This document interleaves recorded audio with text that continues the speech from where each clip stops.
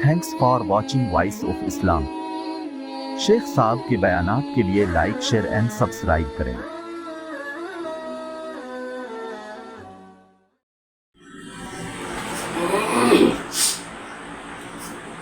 बिस्मिल्लाहिर्रहमानिर्रहीम। अल्हम्दुलिल्लाहि व कफा व सलामुन अला इबादिल्लज़ीना इस्तफा, अम्मा बाद।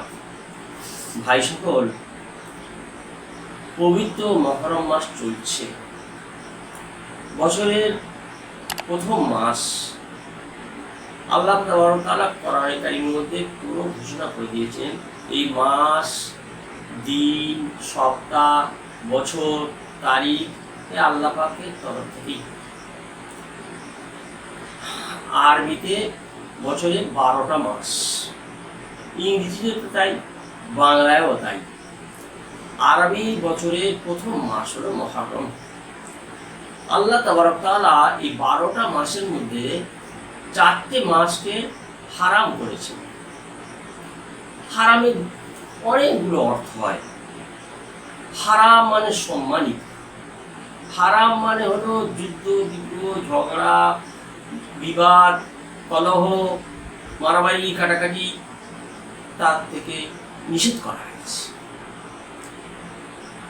আল্লাহ পাক সুবহানাহু ওয়া তাআলা এই 4টে বছরের মধ্যে 4টে মাসের নাম হলো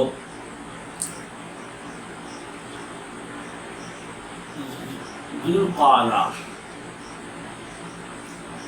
দ্বিতীয়টা মাস হলো যুলহিজ্জা, পরস্পর তারপরের মাসটা হলো মুহররম, আর 2 মাস ছেড়ে রজব। এই 12টার মধ্যে 4টি মাসকে আল্লাহ অত্যন্ত সম্মানিত করেছে। অত্যন্ত যুদ্ধ বিগ্রহ বা ঝগড়া পেঁচাগিচি করা হারাম করে দিয়েছে।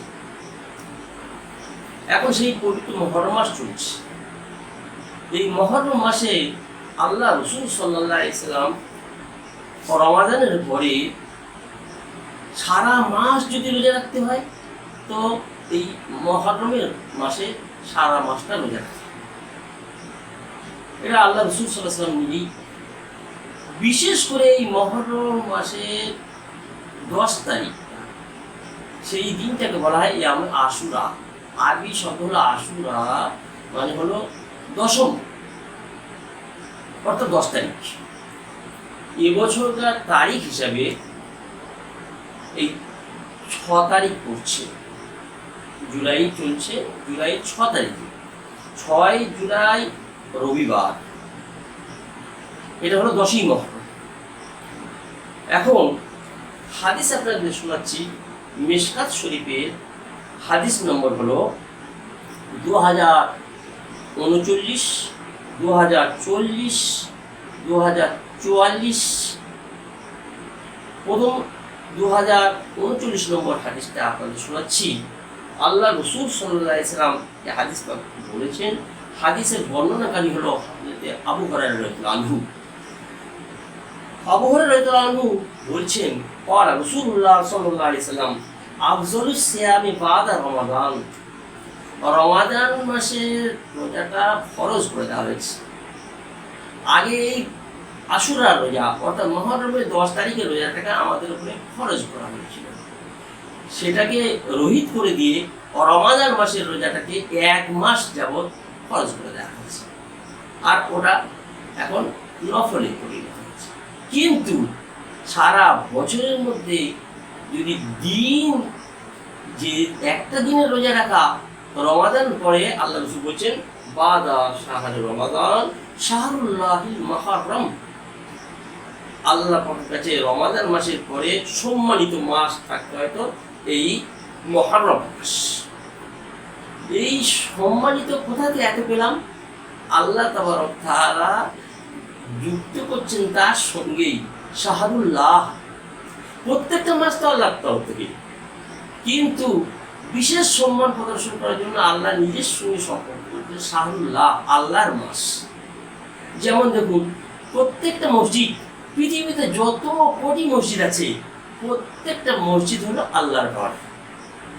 কিন্তু এক বিশেষ মসজিদ কাবা, তাকে আল্লাহ পাক স্বয়ং বলেছে বাইতুল্লাহ, মানে আল্লাহর ঘর। মানে ওটাকে বিশেষ মর্যাদা দেওয়া হয়েছে, বিশেষ সম্মান দেওয়া হয়েছে। ঠিক অনুরূপভাবে রমাদান মাস সারা বছরের 12টা মাসের মধ্যে সর্বশ্রেষ্ঠ, আর তার সাথে সাথেই এই 4টি মাস যা হারাম করা হয়েছে তার মধ্যে থেকে মহররম মাসটাকে আল্লাহ যুক্ত করছে শাহরুল্লাহ, আল্লাহর মাসে, সেটা হলো মুহররম। তাই নবী পাক সাল্লাল্লাহু আলাইহি ওয়াসাল্লাম বললেন এই শাহরুল্লাহিল মুহররম, রমাদানের রোজা রাখার পরে হলো এই মাসটা। এই হাদিসের আলোকে এইটাই আমাদের ওলামাদের মত হয়ে যাচ্ছে যে যদি নফল রোজা ধারাবাহিকভাবে 1 মাস রাখতে হয় তাহলে রমাদানের ফরজ রোজার পরে মাস হিসেবে মুহররম মাসটা। কেন? এই মুহররম মাসটা আল্লাহর সঙ্গে সম্পৃক্ত করা হয়েছে। তাহলে সারা মাসটা রাখা, তো সারা মাস অনেকেই রাখেন, অনেকে রাখতে পারি না, কিন্তু তার ভিতর থেকে আবার বিশেষ করে দিন হিসেবে বলছেন আল্লাহ রাসূল সাল্লাল্লাহু আলাইহি ওয়াসাল্লাম ইয়াউম আশুরা ওয়া আফজালুস সালাতি বাদাল ফরিদা। যত নামাজ আছে, ফরজ নামাজ আছে, আল্লাহ তাআলা আমাদের প্রতি ফরজ করে দিয়েছেন কিতাবা মাওকুতা, পুরো ফরজ করে দেওয়া হয়েছে। তো ফরজ নামাজের পরে সলাতুল লাইল, নফল নামাজ পড়াটা সব থেকে উত্তম। সলাতুল লাইল ফরজের পরে যা স্থান, অর্থাৎ তাহাজ্জুদ নামাজ। 2040 নম্বর হাদিসে বলা হচ্ছে, অর্থাৎ আব্দুল্লাহ ইবনে আব্বাস থেকে রওয়ায়াত, তিনি বলেন আন ইবনে আব্বাস قال মা রাআইতু নবী সাল্লাল্লাহু আলাইহি ওয়াসাল্লাম ইয়াতাহাররা সিয়ামা ইয়াউমি।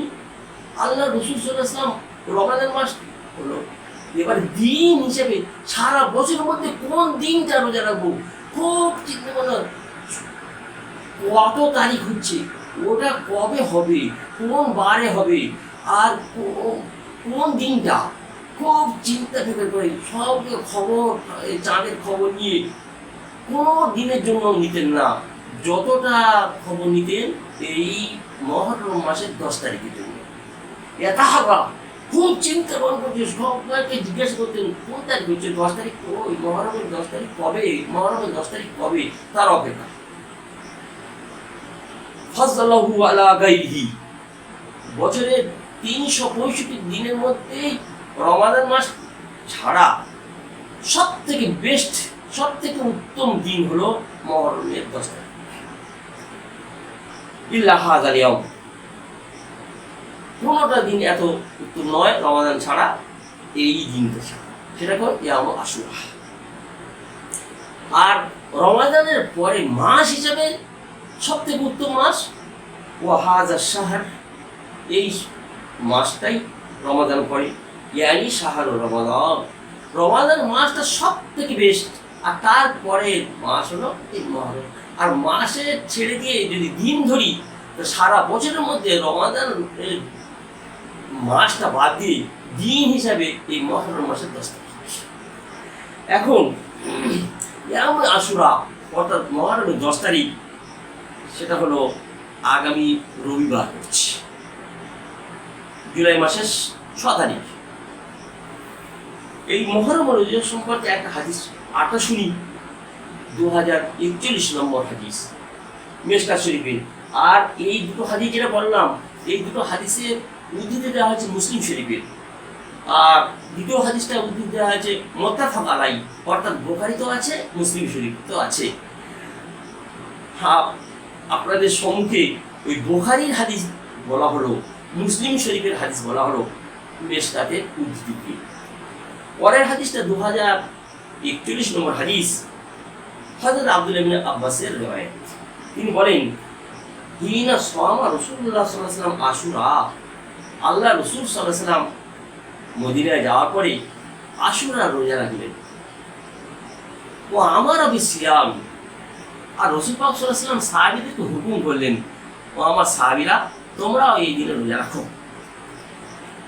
তখন সাহাবীরা বলতে লাগলেন ক্বালু ইয়া রাসূলুল্লাহ ইন্নাহু ইয়াউমুন ইউআযিমুল ইয়াহুদ ওয়ান নাসারা, এটা এমন একটা দিন, যেমন আশুরা অর্থাৎ মুহররমের 10 তারিখ, 10ম মুহররম, এই দিনটা ইহুদিরা এবং নাসারারা খুব সম্মান প্রদর্শন করে। এই দিনটা তারা খুব ঘটা করে কিছু করে।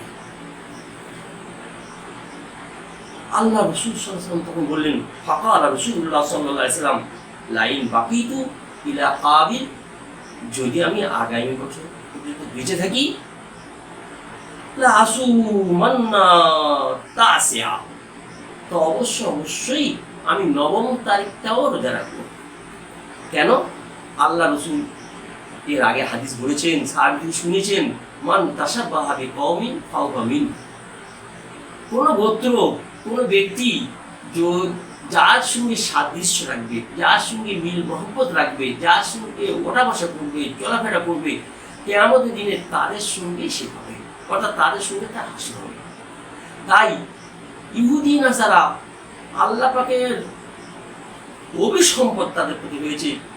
সূরা ফাতিহা থেকে আমরা প্রত্যেকে জানি, গায়রিল মাগদুবি আলাইহিম, মাগদুব আলাইহিম, আল্লাহ পাকের অভিসম্পদ, আল্লাহর অসন্তুষ্টি তাদের উপরে, সেটা হলো ইহুদি।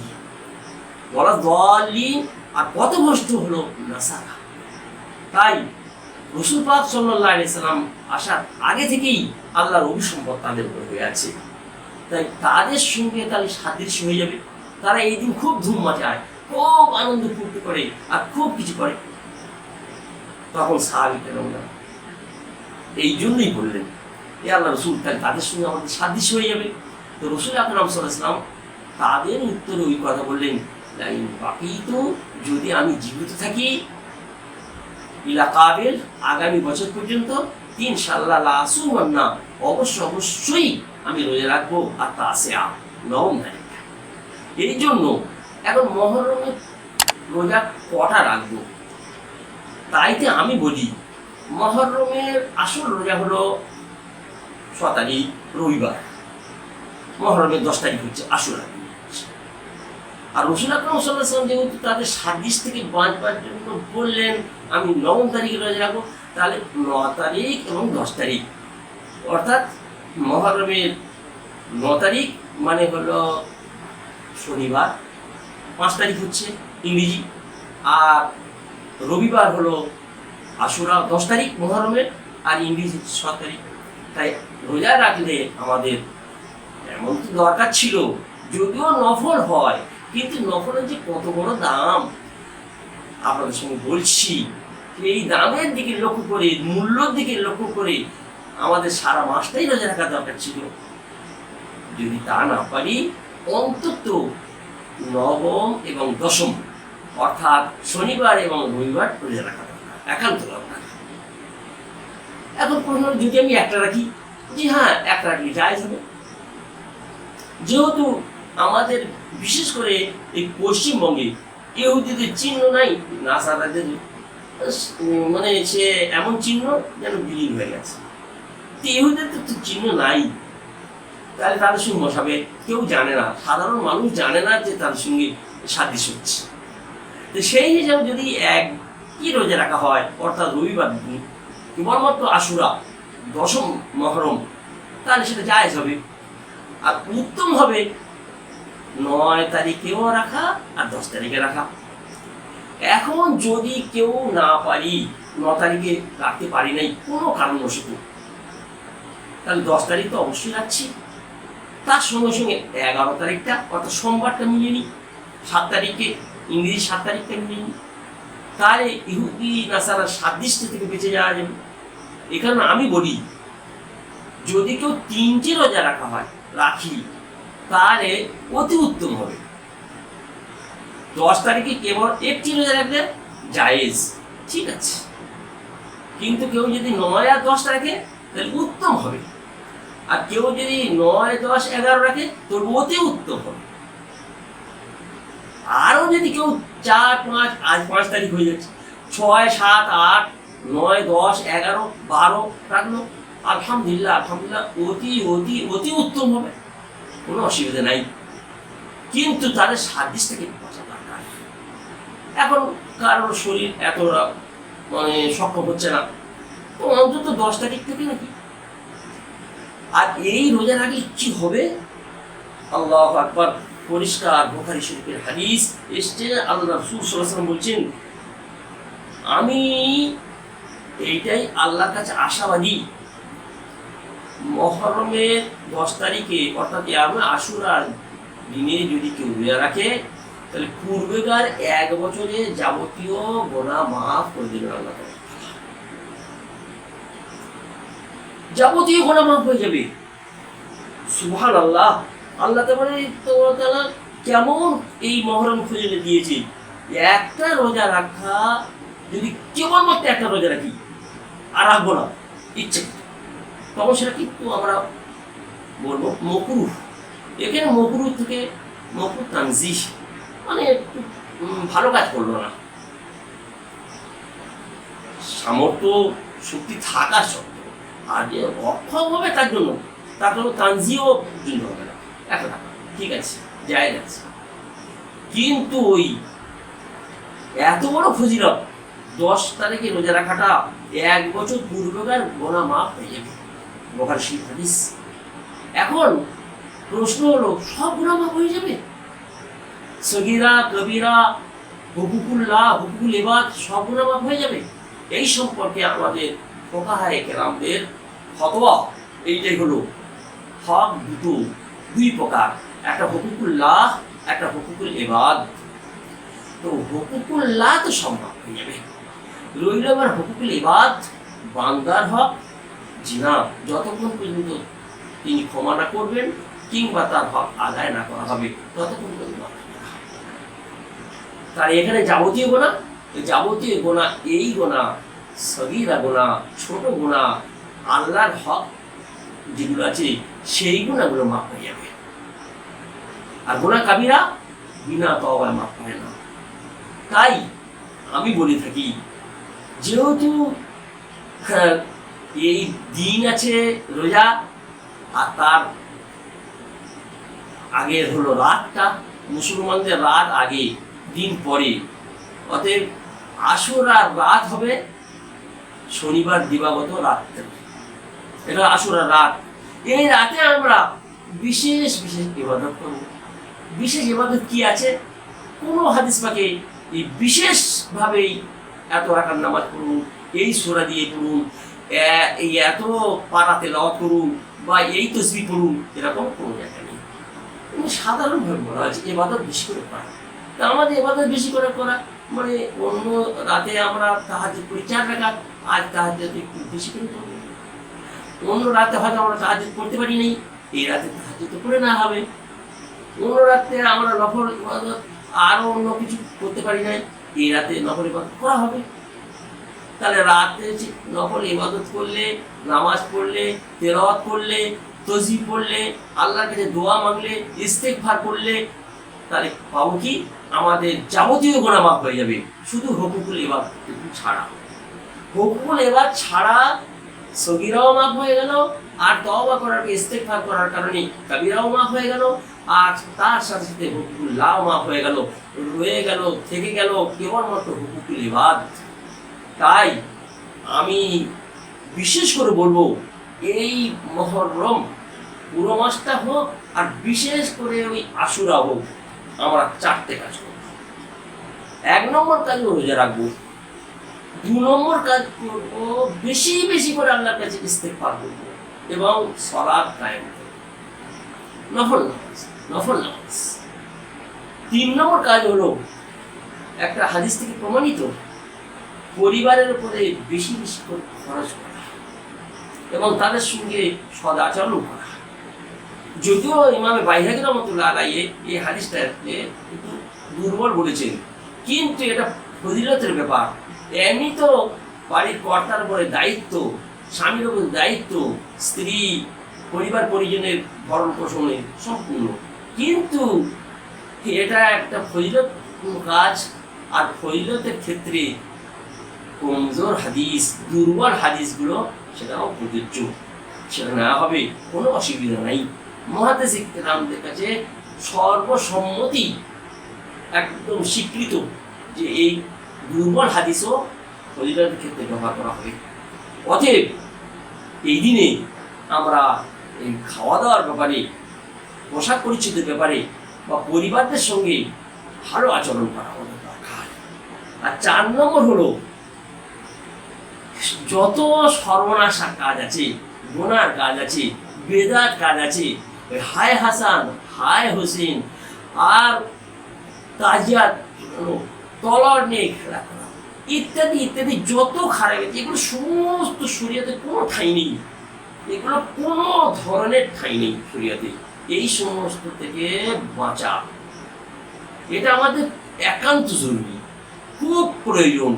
এই খারাপি থেকে আমাদের বাঁচতে হবে। এই মহরমকে কেন্দ্র করে আল্লাহ আকবার, কতজন মৃত্যু মুখে পতিত হয়ে যাচ্ছে, মারা যাচ্ছে। সেই তলোয়ার মুখে পড়লো, মুখে পড়লো, মারা গেল। এই তাজিয়া নিয়ে হায় হাসান মুখে চড় মারছে, কেমন বাজাচ্ছে, কত কি না করছে, যত খারাপই আছে। কোন জায়গায় আবার হালুয়া পাকানো হচ্ছে, খাই খাওয়া করা হচ্ছে, আবার কি চোখে সুরমা লাগানো হচ্ছে, মাথায় কালো পাগড়ি বাঁধা হচ্ছে, কত কি করছে। অথচ সারা বছর গেল একবার মসজিদে তাদের দেখতে পাওয়া যায় না, তাদের টিভি দেখতে পাওয়া যায় না, মসজিদ আছে নামাজই পড়ে না। আর মহরমের মাতামাতি আল্লাহ আকবার, কার প্রেমে কার কি করছে, হাসান হোসাইনের শহীদকে স্মরণ করে আসি তাজিয়া করে ইত্যাদি ইত্যাদি। আল্লাহ রসুল সাল্লাল্লাহু আলাইহি সাল্লামের দৌহিত্র হযরত হোসেন রাদিয়াল্লাহু আনহু, তিনি অবশ্যই আহলে হক, অবশ্যই আল্লাহ রসুল সাল্লাল্লাহু আলাইহি সাল্লামের তার জান্নাতের সুসংবাদ প্রাপ্ত। তাকে নিয়ে তো মাতামাতি করার জন্য শরীয়তে নেই। তাহলে আল্লাহ রসুলের ওই দৌহিত্র হোসাইনের জন্য যদি এত মাতম করা হয়, তাহলে আল্লাহ রসুলের জন্য কেন করি না? আর তার আব্বার জন্য কেন করি না, আলী রাদিয়াল্লাহু জন্য, বা অন্য কারোর জন্য কেন করা হয়? এগুলো সমস্ত ইহুদিদের চাল, এগুলো সমস্ত ইহুদিদের ব্যাপার। আসলে এইটাই যখন আল্লাহ রসুল সাল্লাল্লাহু আলাইহি ওয়াসাল্লাম মদিনায় গেলেন, তখন দেখছি যে একটা দিন, অর্থাৎ এই তারিখে 10 তারিখে ওই ইহুদিরা নাসারা খুব ধুম মাচাচ্ছে, খুব করছে। তখন আল্লাহ রসুল জিজ্ঞাসা করলেন, কি ব্যাপার গো, আজ কোন দিন এরা এত কিছু করছে? ওদেরকে জিজ্ঞাসা করা হলো। ওরা তখন বলছে, জানো না তোমরা, এটা মস্ত বড় দিন। এই দিনে মুসা আলাইহিস সালামকে আল্লাহ তাআলা মুক্তি দিয়েছেন, ফেরাউনের কবল থেকে আল্লাহ তাআলা মুক্তি দিয়েছেন, ফেরাউনকে ধ্বংস করে দিয়েছে, আল্লাহ ডুবিয়ে মেরে দিয়েছে। এই জন্য আমাদের নবী মুসাকে তার শুকরিয়া আদায় করার জন্য আমরা রোজা রাখছি, আবার আমরা এই সমস্ত খুশি আমরা ধুম মাচাচ্ছি।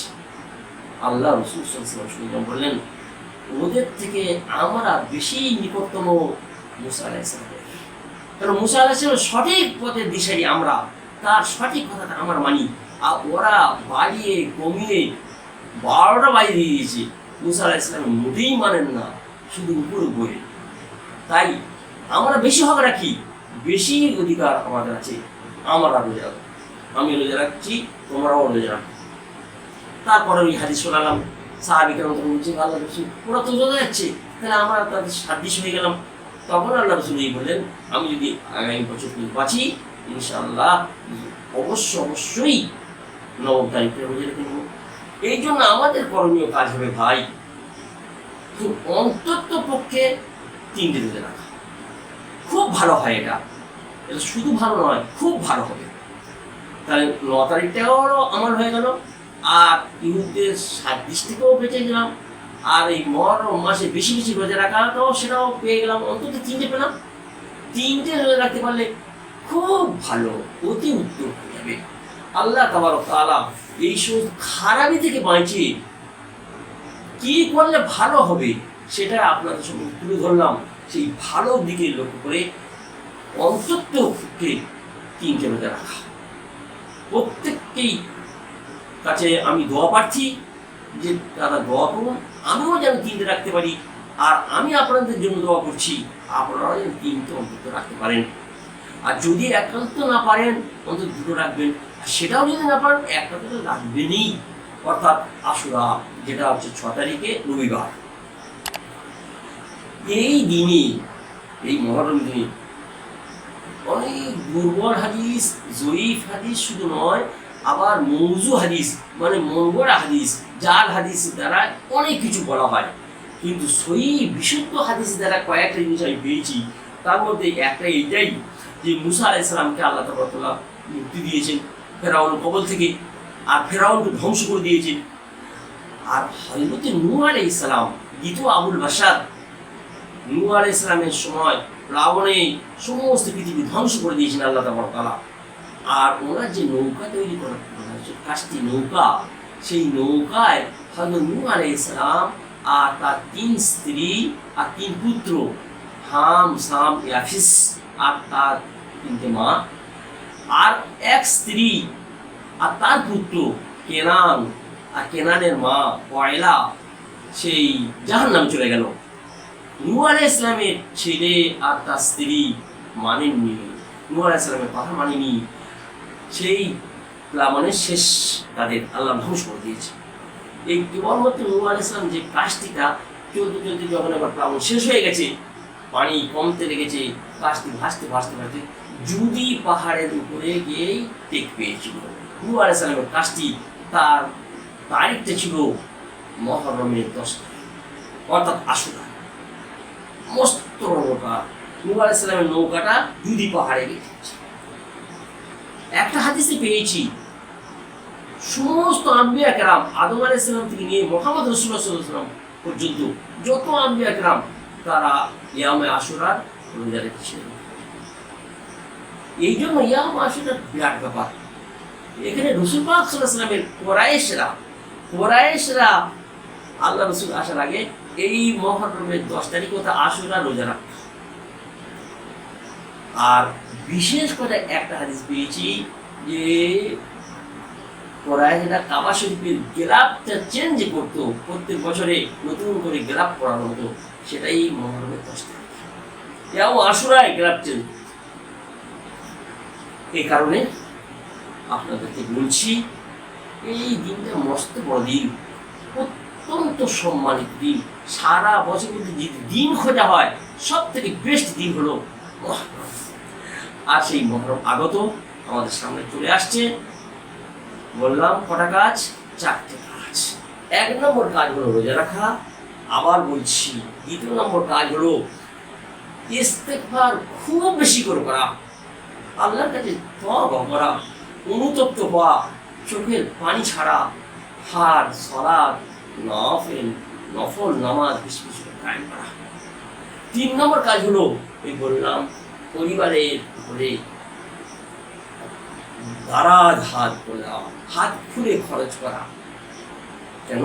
সে হাদিসটাকে যেটা যদি বলছি দুর্বল হাদিস, তাতে এসছে যদি মুহররমের দিনে পরিবারের উপরে সদ আচরণ করে এবং হাত খুলে খরচ করে, তা সারা বছর আল্লাহ ওই রকম সচ্ছলতা শুনবে।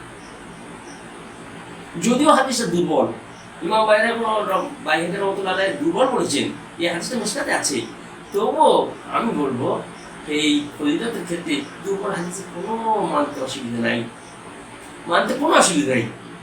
অতএব আমরা 3টে কাজ করলাম। আর 4র্থ নম্বর কাজটা সব থেকে বেশি, আমাদের ভালো কাজ না করতে পারি কোনো অসুবিধা নেই, নফল কাজ, এগুলো সবসময় নফল নফল নফল। এই নফল মানে বাড়তি, এই বাড়তি ইবাদত আমরা বেশি করতে পারি না করতে পারি কোনো অসুবিধা নেই, একটু গুনাহ হবে না। কিন্তু গুনার কাজ যেন আমরা না করি। আর 4র্থ নম্বর কাজ হলো এই গুনাহ থেকে বেঁচে থাকা।